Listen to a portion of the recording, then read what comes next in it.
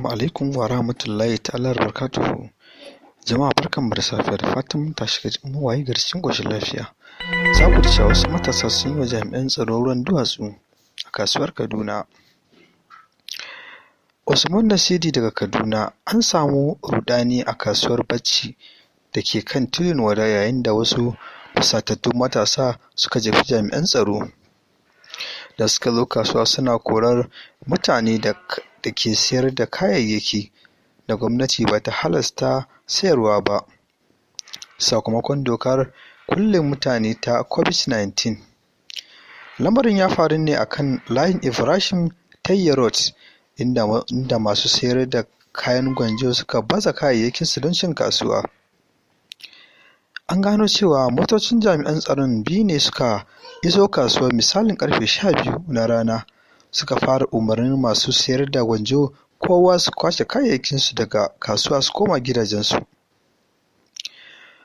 Wani mai sayar da kayan gwanjo wasu abokan aikinmu ne sun fara kwashe kayayyakinsu sai wasu 'yan daba suka fara ihun ƙarya ne. Su kuma jami'an tsaro suka fara ƙoƙarin ƙwace wayoyin da suke ɗaukar su a bidiyo. Daga bisani wasu yara suka fara jifan jami'an tsaro da duwatsu, hakan ya tilasta musu barin kasuwar a cikin motocinsu. Wani mai sayar da kayan masarufi Bello Idris ya ce ya shiga ruɗani yayin da matasan suka fara jifan jami'an tsaro. Ya ce an shiga ruɗani saboda wasu masu sayar da kayan da masu shaguna sun rufe shagunansu sun fara gudu lokacin da matasan ke jifan jami'an tsaron.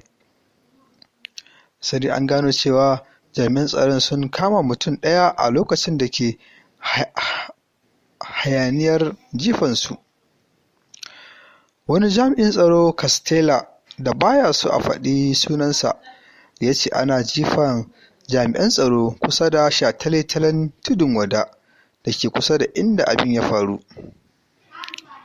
Ya ce matasa sun yi jifa jami'an tsaro da duwatsu kusa da kasuwa domin ina iya ganin duwatsu masu yawa a ƙasa. Rahotanni ya bayyana cewa tuni dai hankulansu ya kwanta amma wasu masu shaguna sun rufe shagunansu sun tafi gida. Jami'an hulɗa da jami'an na rundunar 'yan sanda jihar ASP Jalje ya ce zai yi bincike lamarin kafin yanke hukunci ko kuma kafin ya jawabi a kai. To jama'a ku kasance da Arewa Media TV don samun ingantattun labaran duniya.